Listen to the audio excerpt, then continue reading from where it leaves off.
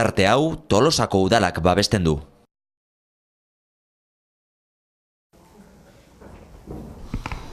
Arratsalde on denori, dakizuten bezala gaurko osoko bilkura otsaileko ohiko osoko bilkurari dagokiona da, inauterietan tokatzen zalako eta pentsatu genuen ez zala momentu ona inauteritan osoko bilkura egitea. Beraz gaur egingo dugu otsailekoa, horrek ez du esan nahi martxoko azkeneko astean martxoari dagokion osoko bilkura egingo ez denik.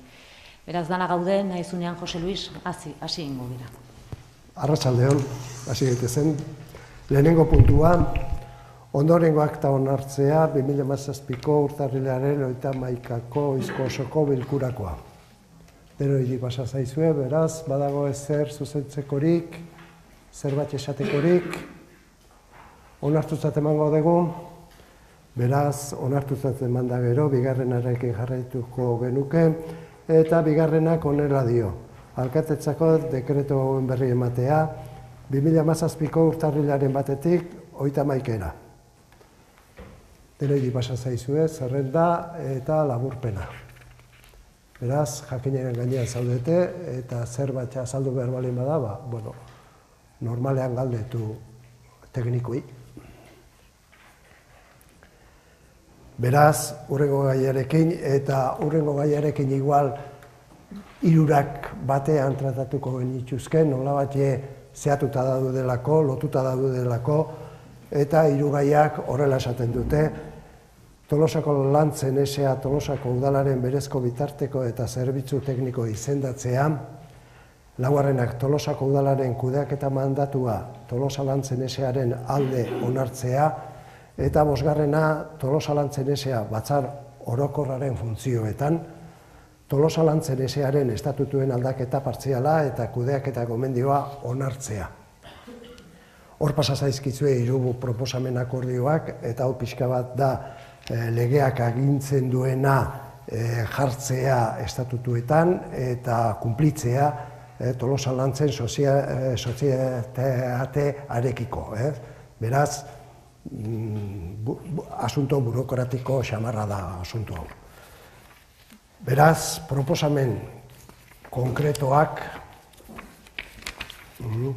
dira lehenengo puntuari dagokionez, esan deten bezala, lehena Tolosa lantzen S.A. Tolosako udalaren berezko baliabidea eta zerbitzu tekniko izendatzea, setero publiko kontratuen legearen testu batereginaren 24.6 eta 4 batean artikuluetan aurreikusitakoaren arabera.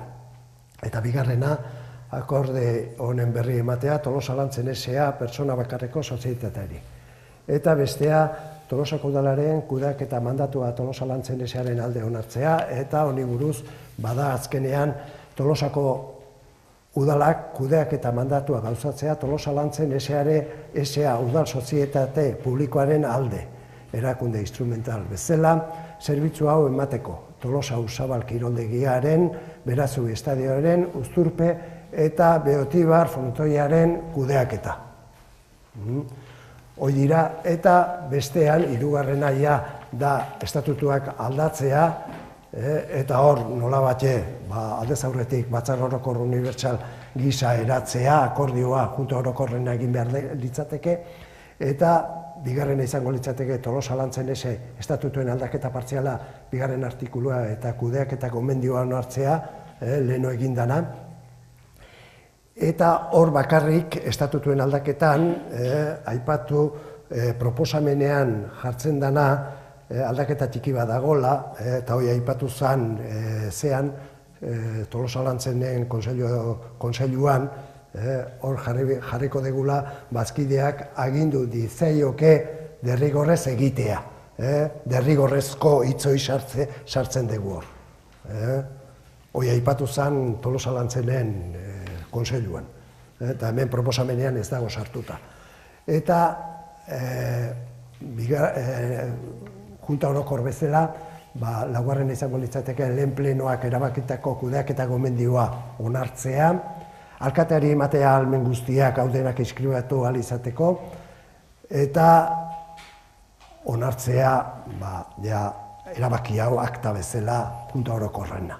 Hoik izango litzateke proposatzen diren akordioak. Beraz, zerbait esateko hori balio badago, o bestela bozketara jarriko genituzke. Proposamenen alde daudenek, altxa dezatela eskuan, beraz, onartutat emango genituzke, eta hurrengo gaiekin jarraitu. Eta hauek honela diote.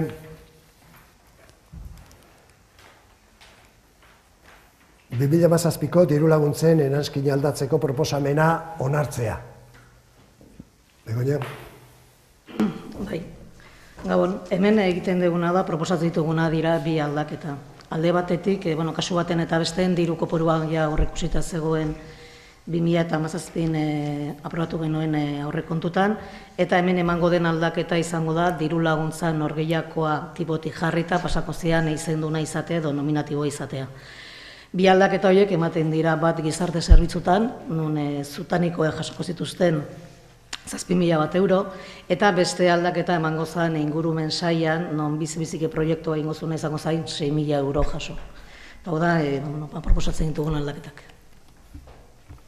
Beraz, ez bali badago esatekorik, proposamenaren alde daudenek, altxa dezatela eskuan, beraz, onartutat emango genuke. Eta hurrengo gaiarekin jarraituta, 2017ko prezio publikoen ordenantza aldatzeko proposamena onartzea.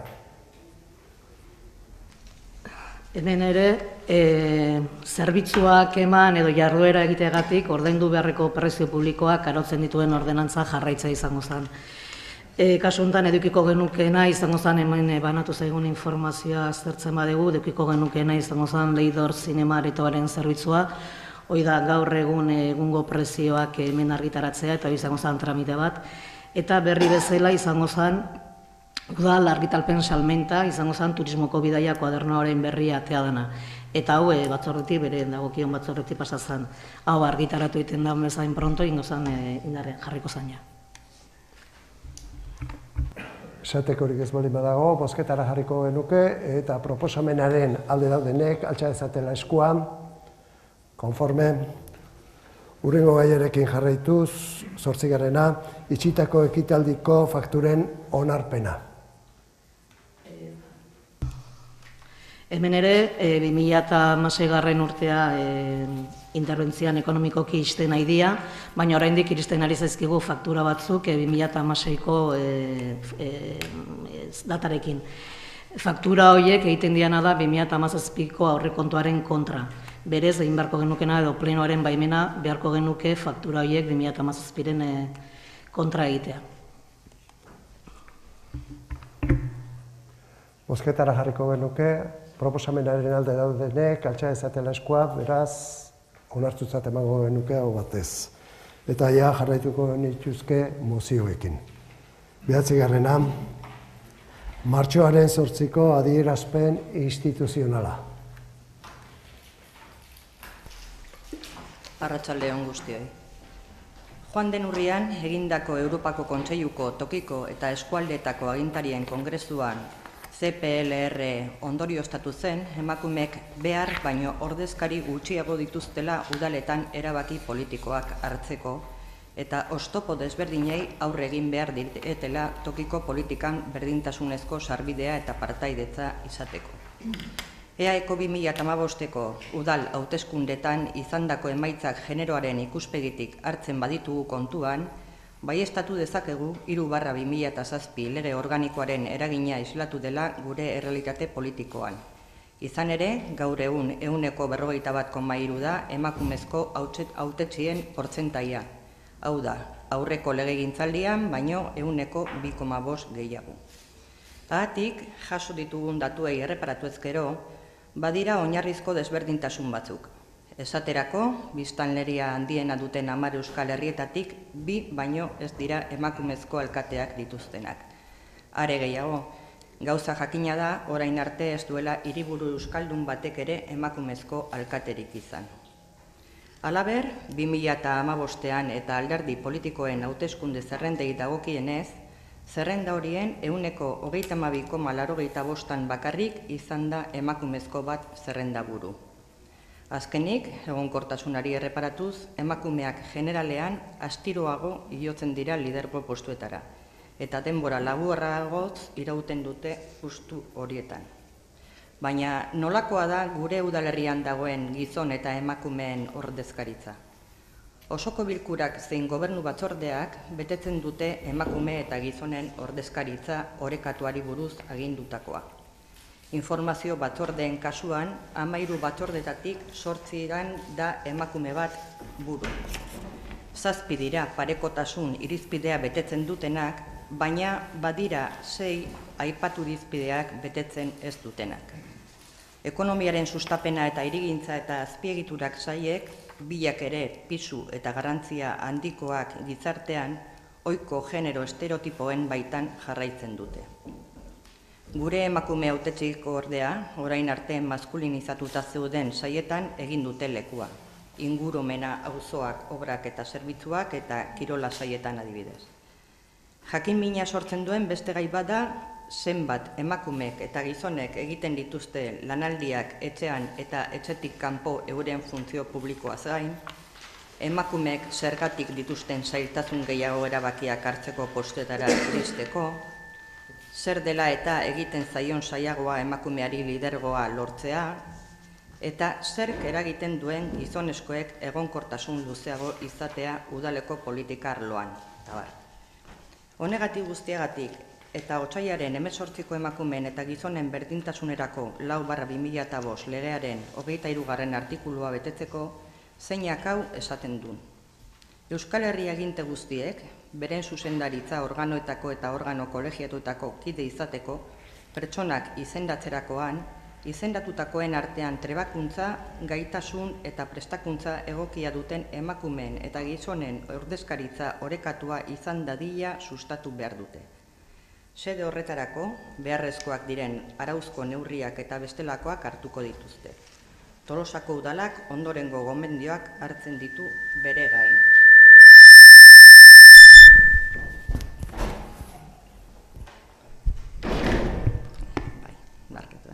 Bat, behar diren mekanismoak martxan jartzea emakumeen eta gizonen ordezkaritza orekatua izan dadin kide anitzeko organoetan, organo aholku emaietan eta erabakiak hartzekoetan, epaimaietan, auzitegietan, balorazio batzorde teknikoetan eta bar, eta edozein herri organoetarako izendapenetan. 2. Udal programa eta politiketan generoaren ikuspegia implementatzen eta sustatzen jarraitzea. 3. Berdintasun arloko gaikuntza indartzea, urtero formazio plan bat eginez, udal arlo guztietako teknikarientzat eta politikarientzat, udal programa eta politiketan berdintasun printzipioa txertatzeko teknikari eta politikari horiei formakuntza emateko helburuarekin. 4. Ahal den neurrian, berdintasun sailaren aurrekontua urtetik urtera handitzea. 5. Tolosako berdintasunerako 3. planaren 2.1.3 atalean jasota dauden neurriak martxan jartzea. Udalerrian emakumeen partaidetza soziopolitikoa sendotzeari eta emakume hautetxeekin garatutako ekintzak garatzeari dagokionean eta hauen aipua esplizitua egin. 5. Tolosako emakume hautetxien partaidetza sustatzea bai Gipuzkoako Foru Aldundiak babestutako ekimenetan, bai emakundek edo bestelako erakundeek garatutakoetan. Modu horretara, udal mailako ardurak bere gain hartzerakoan sortzen diren zailtasunak atzeman eta neutralizatzeko eta babesteko sareak sortu eta hauen arteko elkarreragina bultzatzeko bidea eraiki. 5. Emakumezko zinegotziek jabetze eskolak antolatutako gune formatzaileetan parte hartzera bultzatzea. 5. Emakumeen partaidetza soziopolitikoari buruzko formakuntza zehatz baten alde egitea Tolosako jabetze eskolaren baitan. 6. Partaidetza prozesuak erraztea ondorengo gaiak indartzeko gune bat antolatzearen gainean eztabaidatzeko eta gogoeta egiteko. Berdintasun politiken eragina eta garapena, emakumeen jabekuntza personal eta kolektiboa eta generoko rol eta estereotipoak zalantzan jartzea, emakume eta gizonen jarrera eta portaera berdinzaleagoak garatzeko. Mila esker Maite. Cristian? Ez, nintzen. Atxaldeon guztioi. Gaur, agertu den, etorkeztu den mozioarekin Bildutik ere bat egingo dugu. izan ere, nola ez, arlo guztietan, eta baita ere ordezkaritza eta kargo publikoetan ere, orokorrean esfera publikoan alegia, berdintasunaren alde zeregin handia dagoelako, oraindik ere, ez? Egia da, martxoak 8aren inguruan, hainbat gai eta hainbat arlo jorratu daitezkela, izan ere, bizitzeko atal askotan, genero desberdintasunak eta desorekak nabariak dira, asko hitz egin daitezke beste hainbat gaietaz, eta oraingoan esan dudan bezala, ordezkaritza publikoa eta botereguneen inguruko gogoeta tokatzen zaigu, eta diodan bezala bat egingo dugu, ez? Azpimarratuz, gauza askotan eta egunerokotasunean hainbat arlori begirada jarri behar diogula, ez? Zorrotz gainera.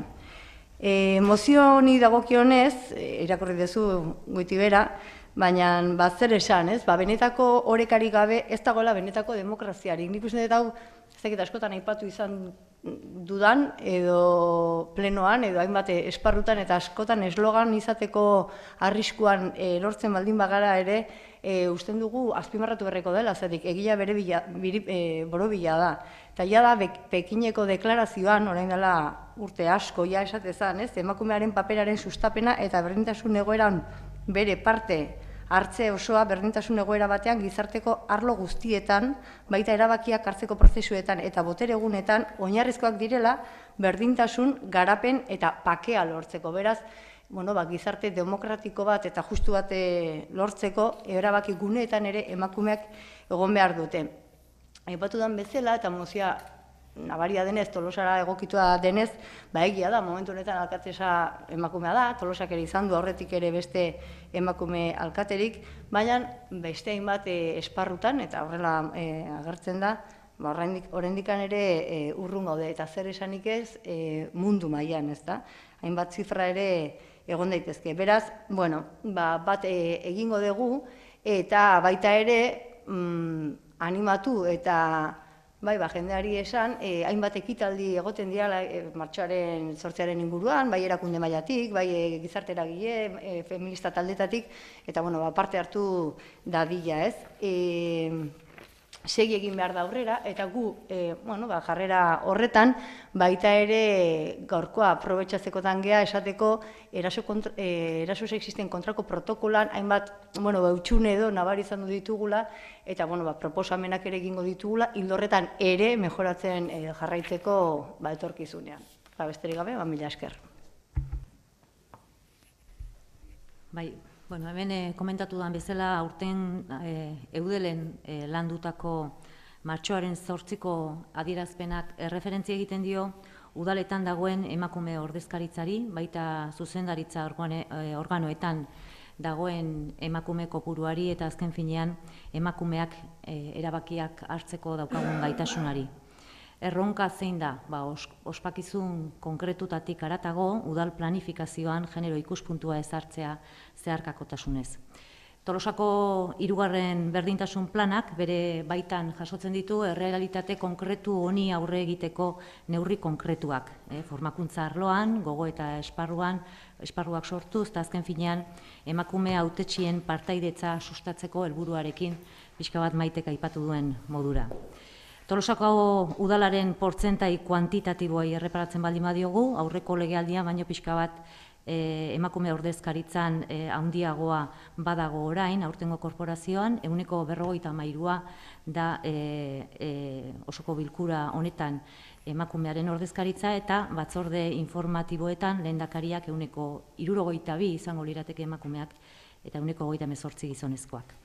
Azpimarratu baita ere, herrialde eta gizarte aurreratuenak berdintasunean oinarrituta daudela, ez arrazoi hutsalengatik, baizik eta emakumeak gizarteari egiten dioten ekarpena ezinbestekoa delako gutxienez gizonek egiten dioten hainakoa, herri demokratiko eta inklusibo bat izateko. Horrela izan da urtetan naiz eta emakumearen ikusgarritasuna edo ikustasuna erabat estalita egon denez. Historian zehar emakumeek egin duten, bete duten papera, bai zaintzaile modura, bai etxeko andre modura egin duten paper horretaz gain, ekarpen handia egin dutelako gure herriko garapen politiko, zientifiko, sozial eta ekonomikoan. Oraindik ere ikusgarritasun horretan zailtasunak bilatzen ditugu, bai kirolean, literaturan, zientzian edo politikan, eta horregatik neurriak hartzea ezinbestekoa da. Saretan zita bat bilatu dut, uste dut oso egokia dela, irakurri egingo dut, erderaz dago eta erderaz irakurriko dut. La historia la cuentan siempre los vencedores, y las mujeres hemos sido las vencidas en todas las guerras, no solo de las bélicas. Es urgente contar la historia de nuevo tal y como ha transcurrido, dando a las mujeres la verdadera dimensión que merecen, sacándolas del silencio que las niega en los libros de historia y dándoles el protagonismo real que han tenido, limpiando a los personajes femeninos del destino o bien ejemplarizante de reinas o santas o bien de contramodelo para que el resto de mujeres aprendamos lo que no debemos hacer. Beraz, bozketara pasako gineke. Beraz, adierazpenaren alde daudenek altxa dezatela eskua, hau batez onartutzat emango genuke, eta hurrengo gaiarekin jarraitu, honek honela diolarik. 10 Tolosaldeko Giltzarriaren adierazpena.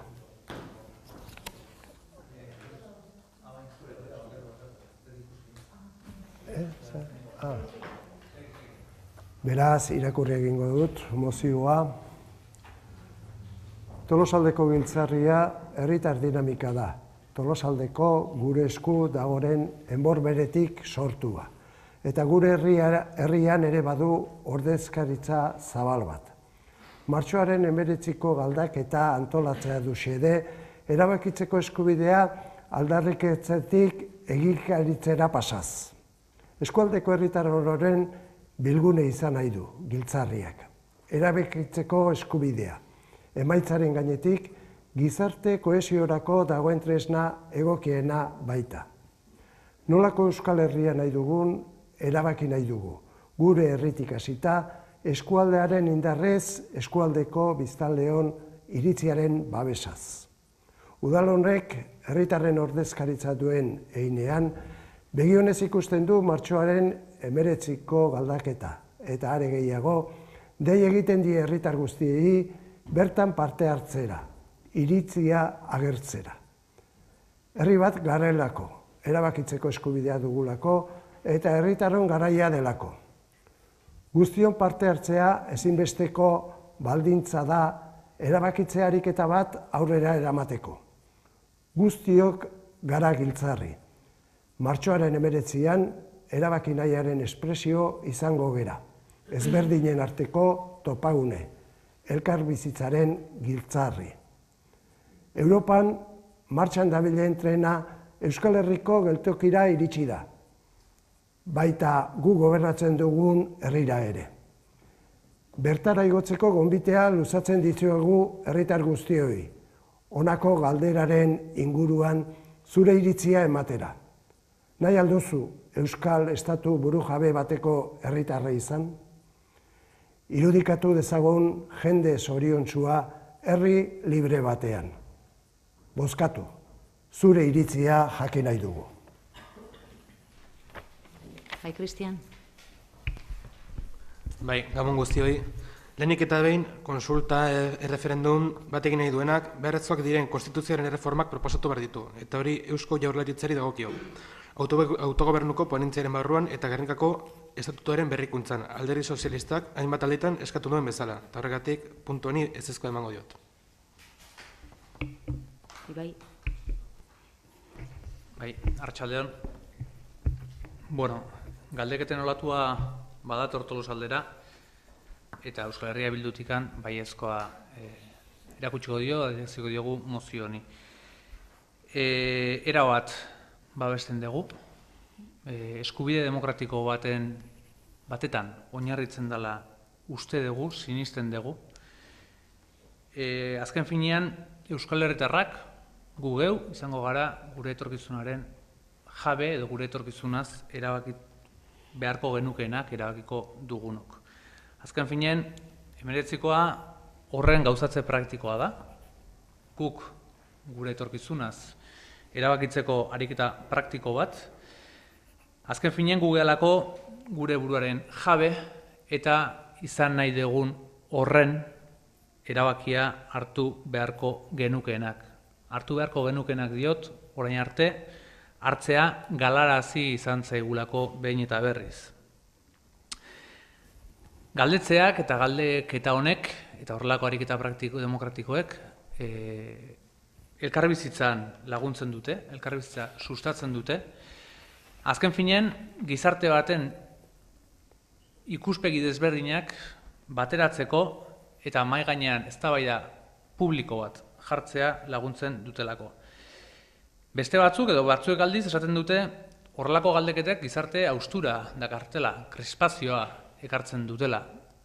Horiei esan, horrela balitz, hauteskunde prozesu oro, zatitzailea eta banatzailea izango litzakela.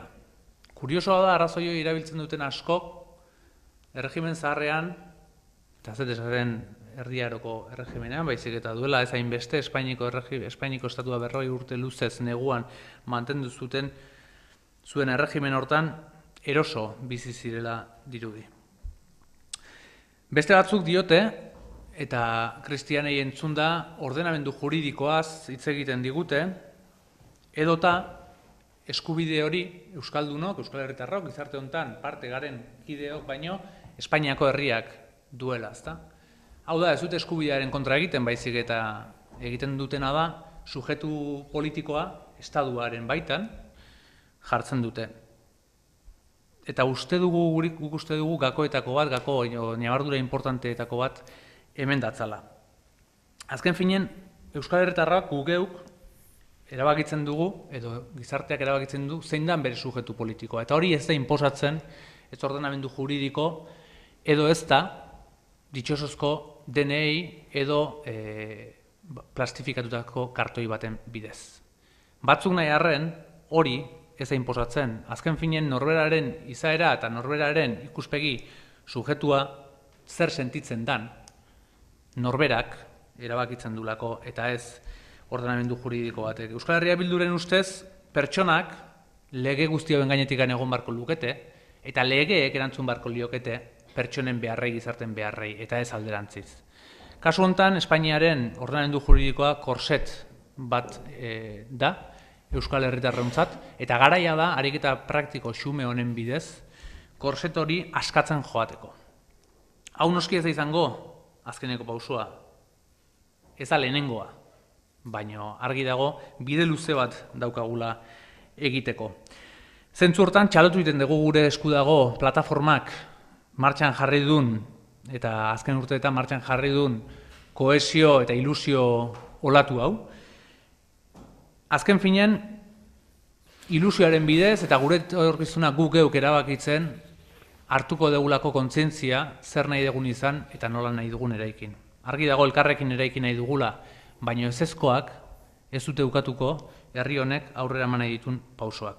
Horregatikan mozioa babestearekin batea txalotzen dugu egiten ari zareten bide inklusibo guzti hau. Beraz, eskerrik asko. Bai, guk ere babestu egingo dugu adierazpena, lehen ere herri honek erabakitzeko eskubidearen alde ibilbide bat ere egina baduelako pauso batzuk emanak herri izaeraren eta naziotasunaren aldarrikapenean. Ez da gauza oso estrainoa eskatzen dena Europan hainbat horrelako galdeketa ere egin direlako, ez? Hor kursalean egindako ekitaldian Artur Mas eta Juan Jose Ibarretxe egon ziren horretan, nik uste Ibarretxek klabe bat eman zuen, ez? Nik uste importantea dela eta horregatikan errepikatuko dut, esan zuten errespetu osoz eta elkarrekin egin behar degula bidea, eta gaineratu zuen legeak ezin duela printzipio demokratikoen gainetik egon. Beraz, guzti horregatik guk ere adierazpena babestu egingo dugu. Beraz, bozketara jarriko genuke mozioa, eta mozioaren alde daudenek, altxa ezatela eskuan, onartutzat emango genuke, hau batez, denen adostasunarekin. Ez denen ez, eta kontra bai, markatu. Apuntatu banaukan kontra eta horregatik.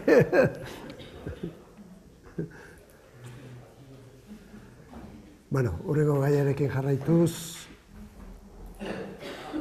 11. Honela dio, Gernikara deituriko mozioa.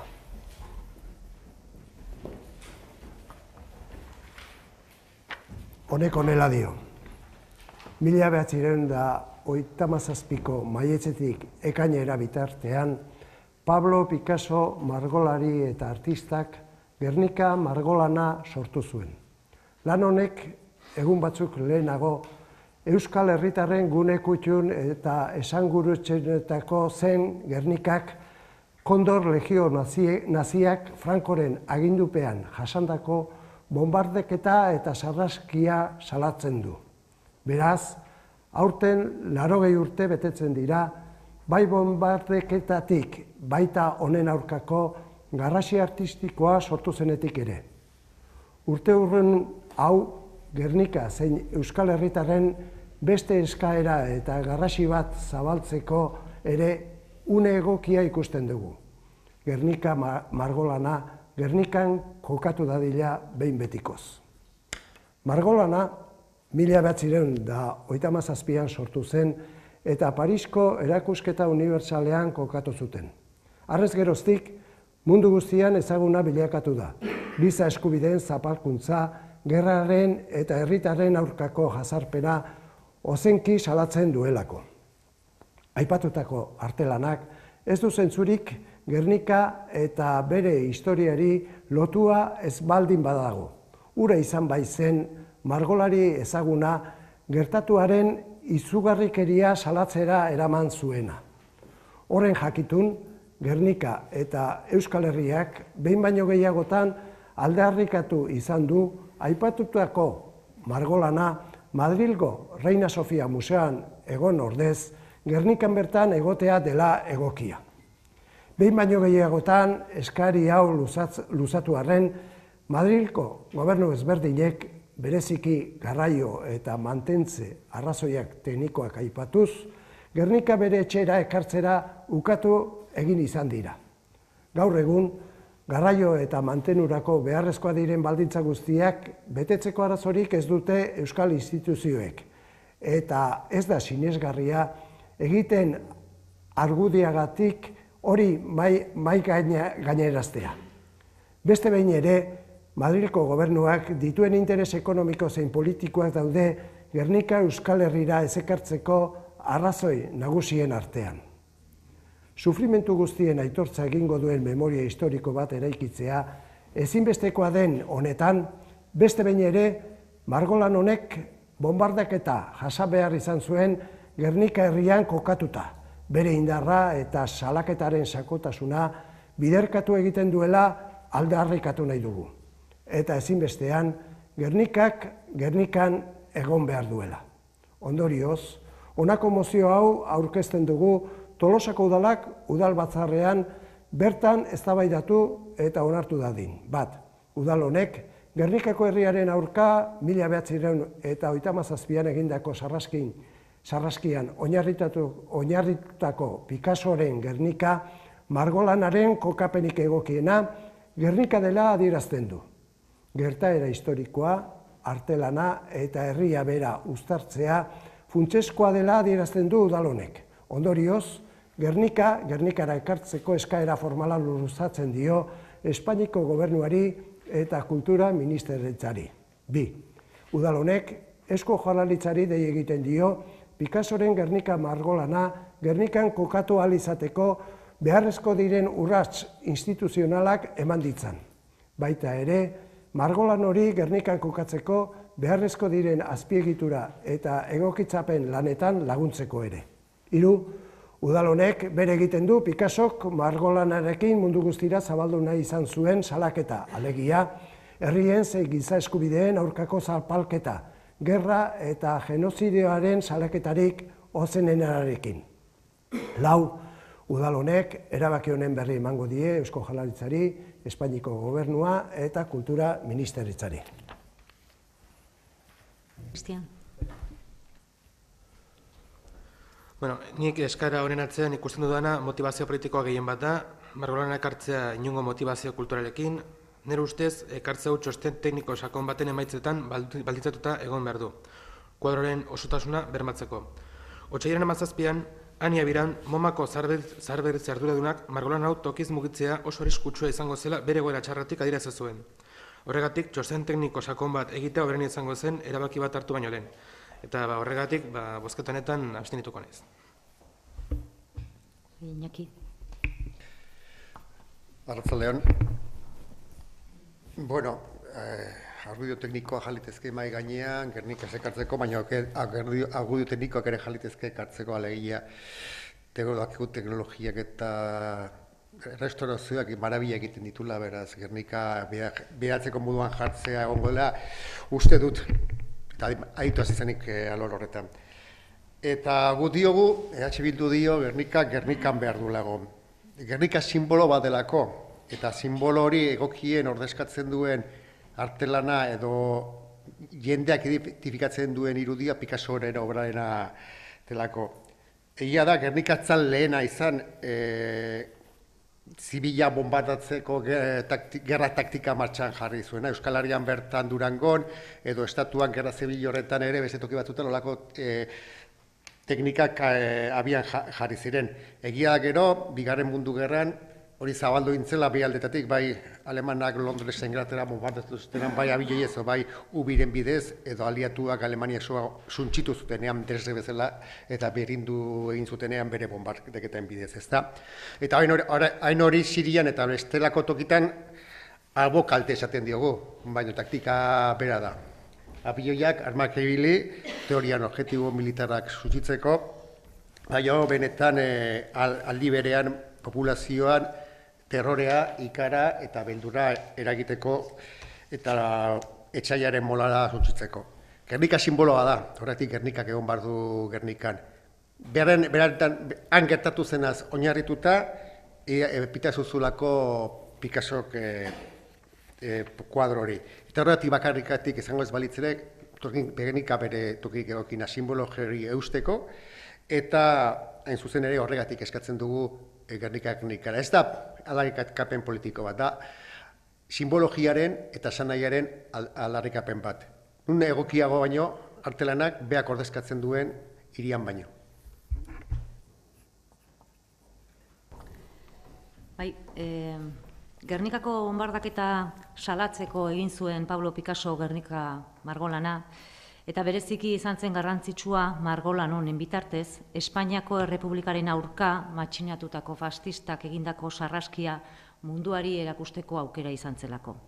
Gaur egun Reina Sofian dago, 20. mendeko artelan eta ikono garrantzitsuenetarikoa bihurtu da, gerratek gizakiei eragiten dieten oinaze izugarrien erakusle eta bakearen simbolo. Baina Gernika etzen bombardatua izan kasualitatez, Gernika aukeratua izan zen fascistek bombardatzeko Gernika euskaldunontzat bazuelako lehen eta baduelako oraindik ere aparteko simbologia. Fascistak desagerrarazi eta zanpatu nahi izan zuten eskubide eta askatasunen simbolo zelako Gernika euskaldunontzat. Gernikako batzarretxea eta Gernikako arbolak euskaldunon askatasun, eskubide eta justiziaren simboloa. Gernika suntsitzearekin azken finean euskaldunon eskubideak suntsitu nahi izan zituzten indar frankistak eta ardura gainera bestei egotzi zieten. Garai zailak izan ziren, txuri beltzean igaratoko garaiak direla esan ohi da, euskaldunok gerra ezagutu zuten, baita ere erbesteratzea. Eusko Jaurlaritzaren lehen lehendakariak, Agirre lehendakariak han egin zuen sinadura, apalik, Eusko Lur gainean zutunik arbolaren azpian, gero beste lehendakari batzuk ere errepikatu zuten juramentua. Egia da, Gernikako bombardaketak, Agirre lehendakariaren ibilbidea eta herri oso baten ibilbidea markatu zutela, eta gainera suposatu zutela sortu nahi zuten kontrako eragina izan zuela, ez? Gure izaera eta kultura eta eskubideen aldarrikapenen mantendu delako herri hau. Autodeterminazio eskubidea herrien Europa batean aldarrikatu zuen orduan, Agirre lehendakariak, eta gaur osoko bilkura honetan, herritarroi galdeketa batean parte hartzeko eskaera eta gonbitea onartu berri dugu. Eusko Jaurlaritzak behin baino gehiagotan eskatu du margolana Euskal Herrira ekartzea, baina Espainiako gobernuak ez du orain arte horretarako baimenik eman. Horregatik guztiagatik alde bozkatuko dugu. Beraz, mozioa bozketara jarriko genuke. Mozioaren alde daudenak, altxa esatela eskua, abstentzioa, beraz, gehiengoz onartutzat emango genuke. Eta hurrengo gaiarekin jarraituz, 12. Garoñako zentral nuklearraren inguruan Ebilduk aurkeztu duen mozioa.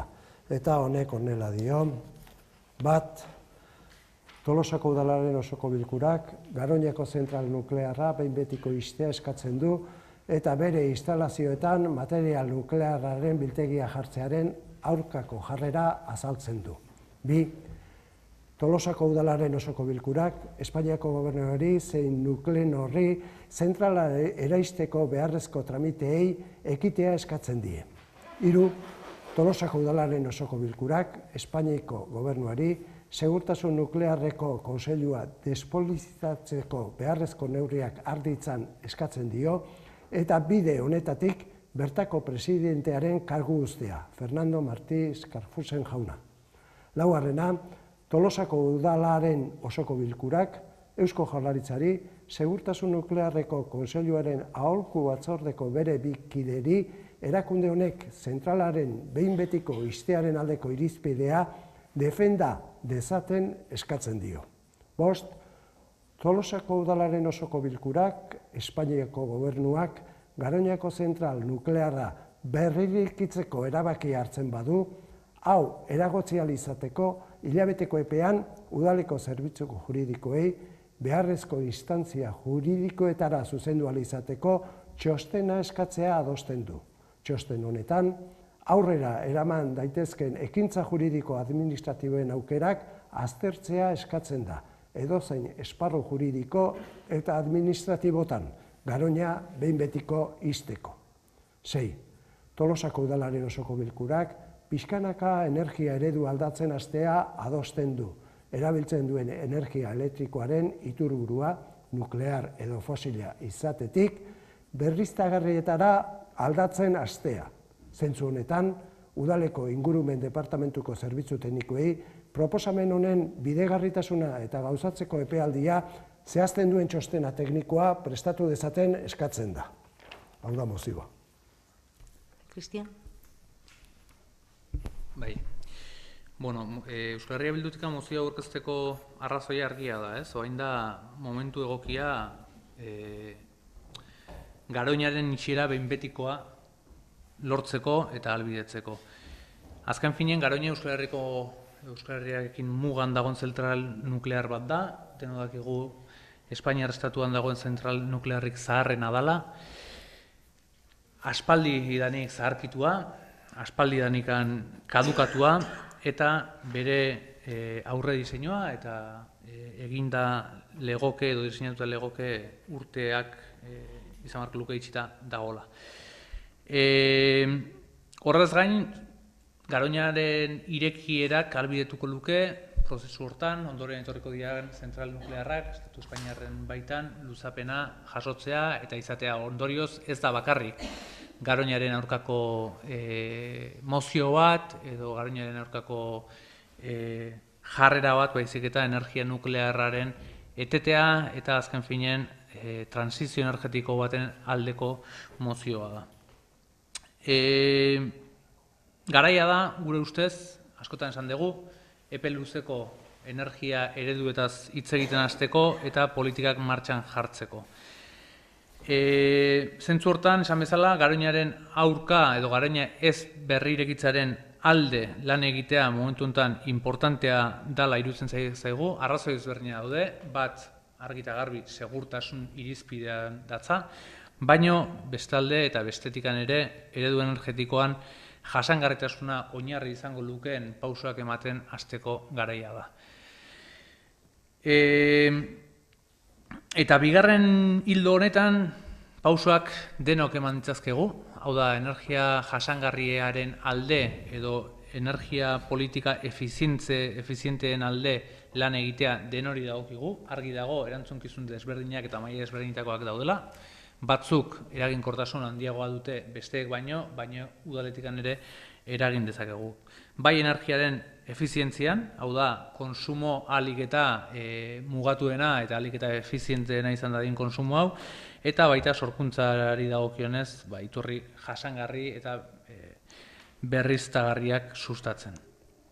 Udal honek, baita aurreko legealditik ere, alkateen ituna sinatua dauka, 20-20-20 hitzarmena, hau da, energia 2020ra begira, energia berriztagarrietan, 20%eko igoera, CO2 isurketetan 20%eko jetxiera, eta efizientzia energetikoan 20%eko hobekuntza adosten zituena edo hitzartzen zituena.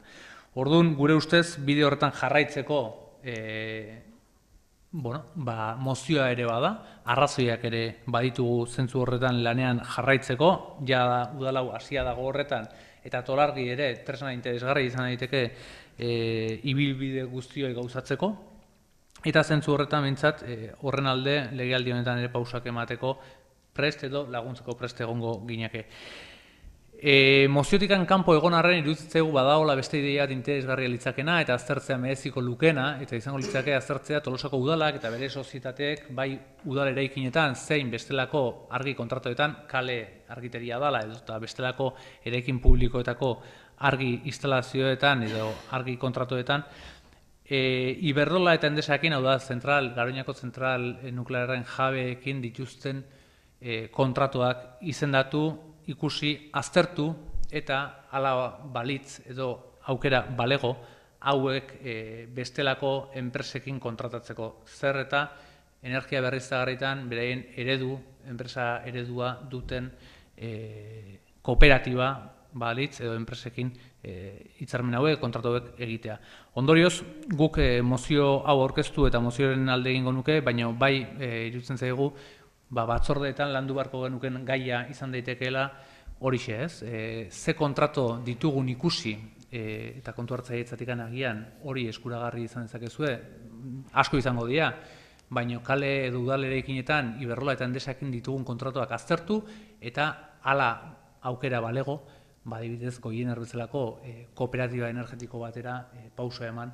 Azken finean, eredu alternatiboak garatzeko garaian ere udalak badukalako indar txiki bat eta indarrotan edo pausoak ematen jarraitu dezagun. Horixe, mozioa aurkeztu dugu eta mozioaren alde egingo dugu Garoña ixtearen alde. Ipatxi.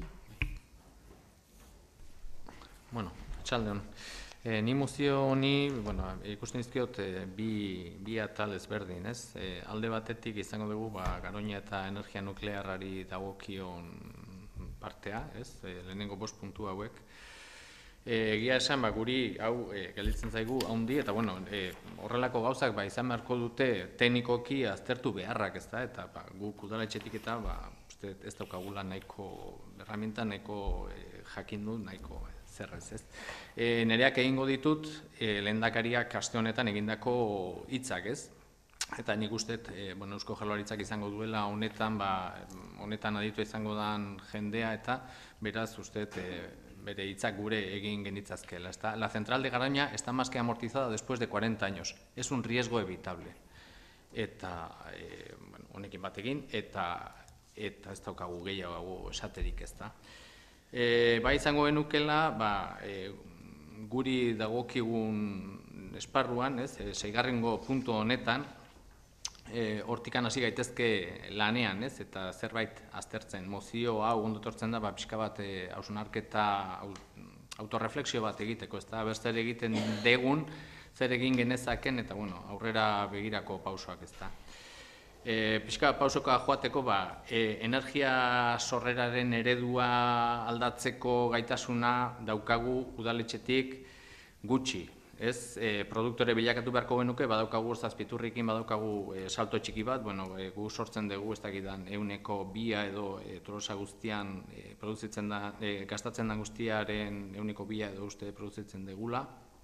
Autokonsumorako dauzkagu eragozpenak bai dala egia, Tolargirekin ere lan egin genezakela eta txertatu genitzazkela plaka solarrak eta horrelakoak horretan lanean gaude, egin dugu Tolosako enpresa batekin egin ditugu ikerketa batzuk ikusi genituen abertze eraikinetan eta jarri genitzazkeen plakak, lehenengo ikusi behar da autokonsumorako legea nola dagoen, albideratzen digun,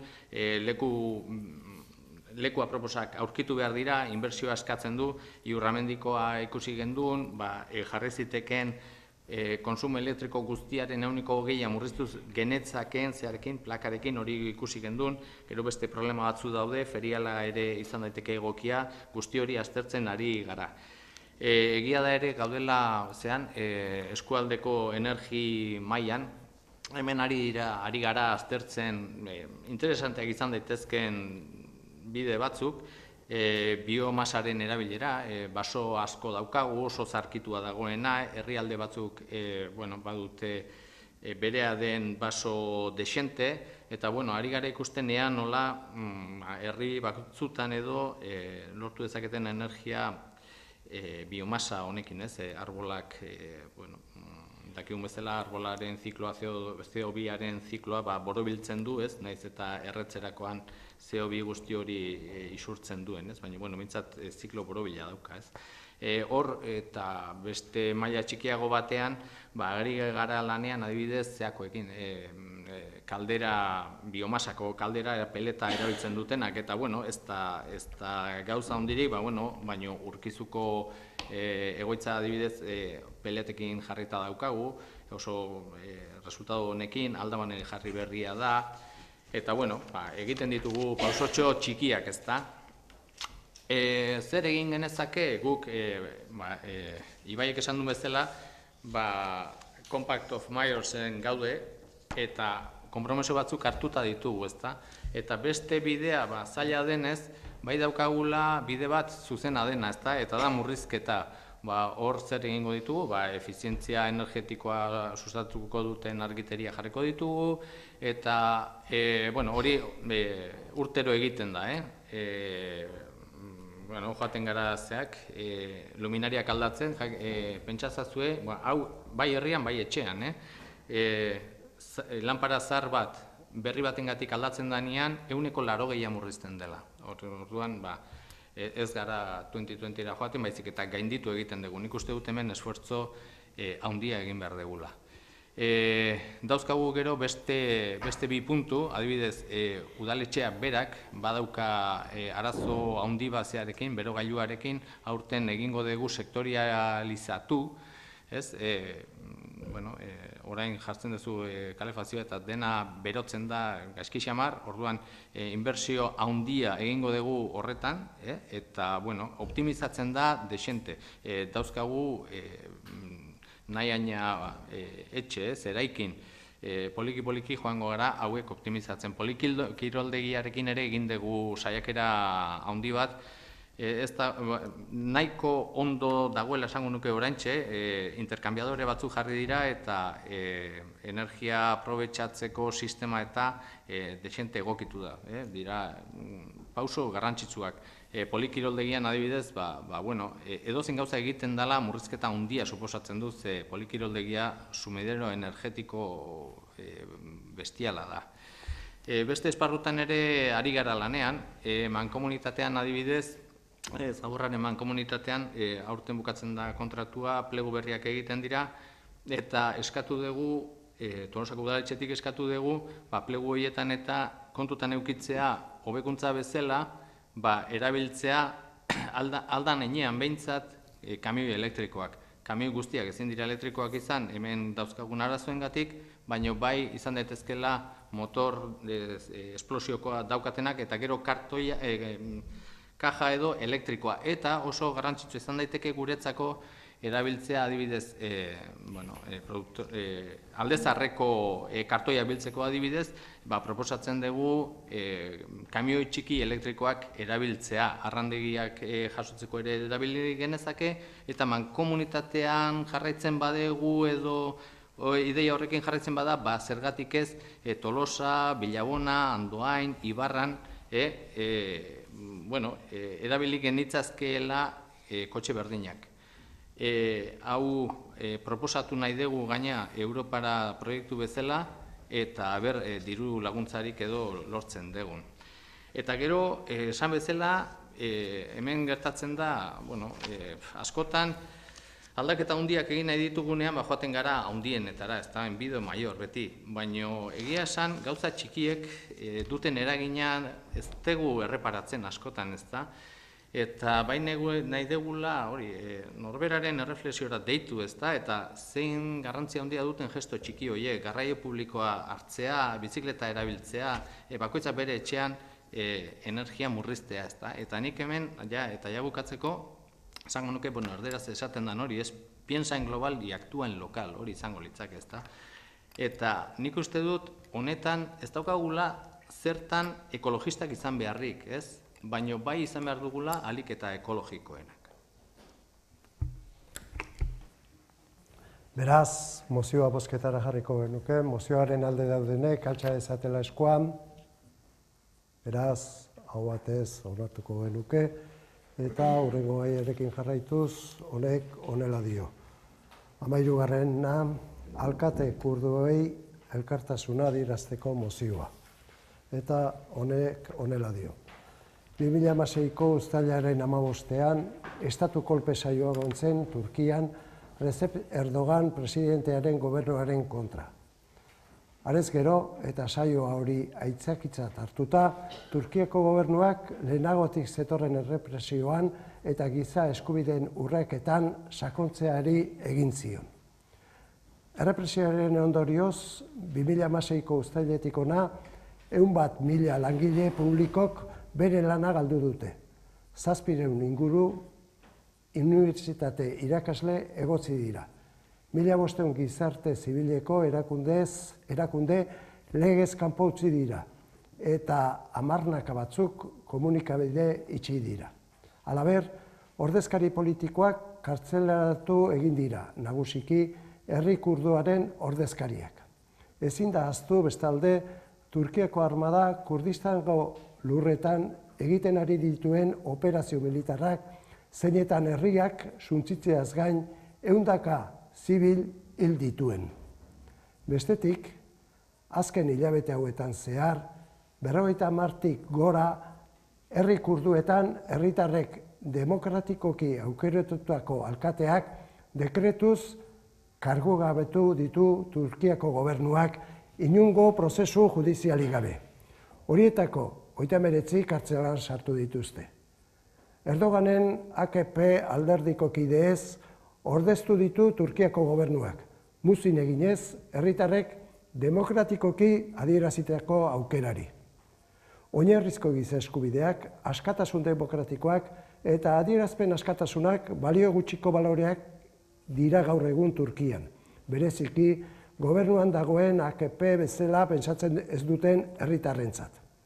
Horren guztiaren ondorioz, Tolosako udalaren osoko bilkurak honakoa erabaki du. Bat, salatzen duela azken urteotan eta bereziki 2016ko uztailaren 15eko estatu golpe saioaren ondorioz, Turkiako gobernuak hartu duen jite autoritarioa, zeinen ondorioz, herritarren oinarrizko giza eskubideak eta printzipio demokratikoak etengabe larriki urratzen ari baitira. Bi, bereziki larri iruditzen zaiola, herritarrek demokratikoki hautatutako ordezkariak, alkateak kasu, gobernuak dekretuz kargugabetu izana. Hiru, elkartasuna adierazten diela alkate horiei eta arrazoi politiko soilengatik kargugabetu edo kartzelaratutako ordezkari politikoei. Lau, bat egiten duela joan den azaroaren 24ean Europako Parlamentuak hartutako erabakiarekin, non Turkiaren adesio prozesioa izoztea eskatzen baizen. Estatu horretan, demokraziaren oinarriak jasaten ari diren higadura arrazoitzat hartuta. Bost, eskatu egiten diola Turkiako gobernuari errepresioarekin buka dezala, oinarrizko askatasun demokratiko guztiak berrezar ditzala eta lehenera diezaizkiekela errepresioa sufritu duten herritar eta erakunde guztiei aurretik zituzten eskubide guztiak, lanpostura itzultzekoak barne. 6. Erabaki honen berri ematea Turkiako Errepublikak Madrilen duen enbaxadoreari. Cristian? Bai, Estatu kolpe saiakeraren ondorioz, Erdoganek errepresio bortitz bat hasi zuen eta horrekin jarraitzen ari da, giza eskubideak, demokrazia, prentsa askatasuna, eta urratzen eta ezabatzen. Erdoganari eskatzen diogu errepresioarekin bukatzea eta estatu demokratikoan funtsezkoak diren urratutako eskubideak eta askatasunak berreskuratzea eta bermatzea.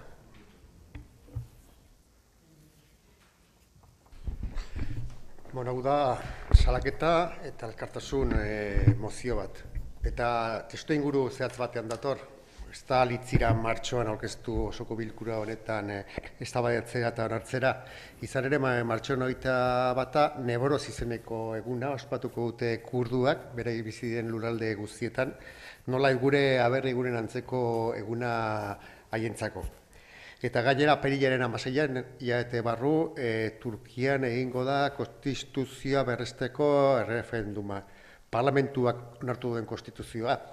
Egia esan, Rafik Erdoganen AKP partidua bultzatu duena, baina goratu behar dugu partidu horretan hamarnaka batzu diputatu falta direla, kargu gabetu dituztelako, eta horietako batzuk, tartean HDP alderdiko bi presidentekideak kartzelan daude momentu honetan, eta beren parlamentari karguak kendu diete. Testu estatu kolpea, hain dela urtebeteko estatu kolpea itzak ederra esan da, Rafik Erdoganentzako nolabait Turkian regimen autoritario bat abian jartzeko, nolabait botereak beregan konzentratzeko, bai botere ejekutiboa eta legislatiboa eta baita judiziala neurri batean, konstituzio berriak epaiak izendatzen albidetuko dio, beste presidenteari. Eta tartean aportxatu du, oposizio izan diteken guztia, eta ez bakarrik turkoak, eta ez bakarrik armenioak, grekoak, arabiarrak edo bezalako gutxengoak, edo ezkerreko oposizioa sortzeko, baizik eta bera bezala pentsatzen zuten herritarren konta aritzeko, aitzaki hartuta hori estatu kolpea babestu zutela. Denodako esaterako HDP alderdiak hasiera-hasieratik gaitzi zuela, eta hasiera-hasieratik jarri zela estatu kolperen aurka. Testuinguru horretan, argia da, esaterako Europako Parlamentuan akzaron hartutako erabakia. Eta bide horretan nik uste dut Euskaldun garen bezala, estaturik gabeko nazio garen bezala, errepresioa jasan izan dugun bezala, eta autoritarismo eta diktadura ondo ezagutzen dugun bezala, gure elkartasuna digaztea herrikurduari batetik, egoeratan dauden alkatei bestetik, guk udalbatza garen ezkeroztik, eta baita Turkian represioa, gizaizkibien horreketa, lanpostuen galera, paratzen ari diren demokrata guztiei. Izan ere momentu honetan, arriskuan dagona Turkian balore demokratikoak, demokrazia bera da eta giza eskubide guztiak dira. Horrek egin zuzen ere, bozkatuko dugu mozioaren alde.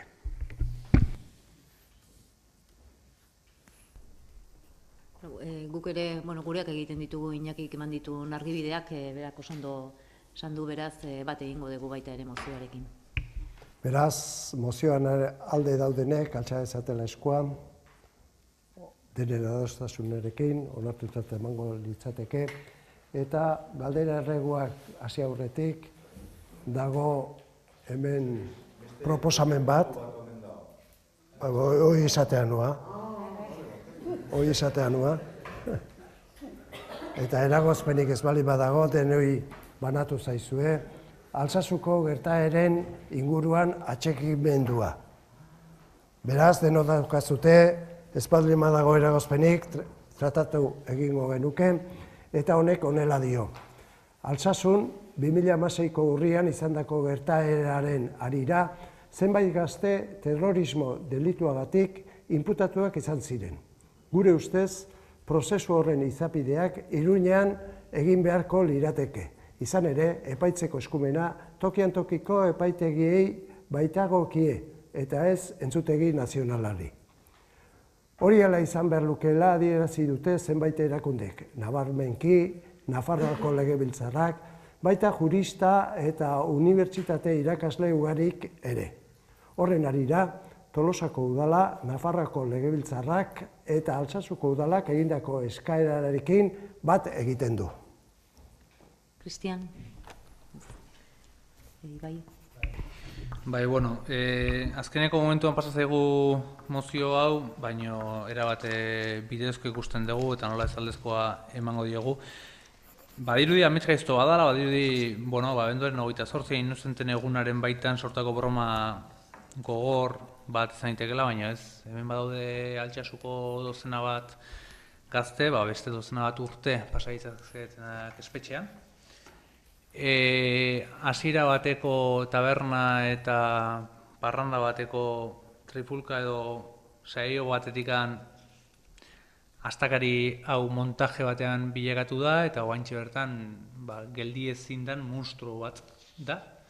Zeinak, dozena bat lagunen bizitza erabat baldintzatu du dagoeneko. 3 espetxean dira oraindik, prision preventiban, beste batzuk lapurtzen dute, egiten dituzte egin beharrekoak eta 2 eta kalean daude, eta hauek espetxean ditugu. Beste batzuk espetxetikan pasatuak izan dira, baina esan bezala espetxetikan pasatu eta pasatu ez direnak ere, bizitza erabat baldintzatu diete. Eta bainaiko genuke hemen aipu bat egin, ze aste honetan bolo-bolo dabil, ETE baten inguruko saio bat, nun zenbait komunikabideek eta, saio honen aurka egin duten, ideia, mingarriak jaurtiki dituztela esanez, eta horrela. Eta asko eta asko komunikabide horiek izan dira gazte hauen aurka eta gazte montaje hau elikatu dutenak, hauen izena bizenak agertu dituztenak, bere aurpegiak erruduntzat jo dituztenak epaituak izan aurretik.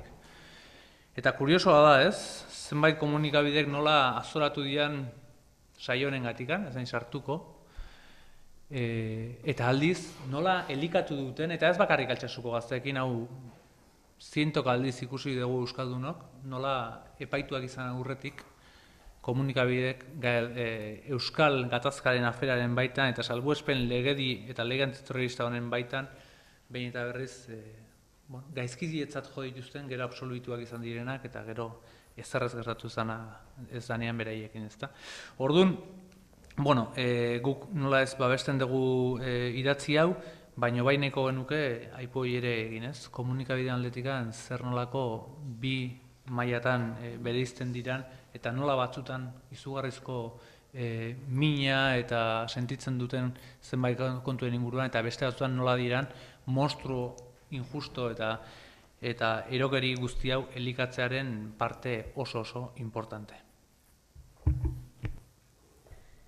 Bai, puntu hau urgentziz eta sartzeko arrazoi bakarra da, gaur bertan jaso dudala korreo elektronikoz eskaera, Altsasuko udala eta Nafarroako legebiltzarrak erabakitakoarekin bat egiteko nun eskatzen dena da bakarrik epaiketa Iruñean bertan egitea normala denez, ez? Horrekin bat egingo dugu, horregatik ekarri dugu gai zerrendatik kanpo eta korreo elektronikoz helarazi dizuet beste hautetsi guztiei. Hori da eskaera, nik ez nuke hainbeste alderaketarik egingo ETB-ko programarekin, ez dut oso egoki ikusi alderaketa hori, baina bai garbi utzi, hemen eskatzen dana zentzuzkoa eta legezkoa dela eta da epaiketa hori Iruñean bertan egitea. Beraz, proposamenarekin ados daudenak, altxe ezatela eskuan, denok ados, onartutzat emango genuke, eta azkenik 14. galderak eta eskaerak.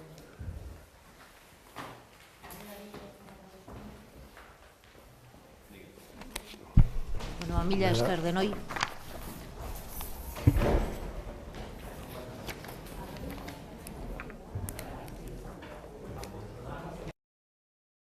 Tarte hau Tolosako udalak babestu du.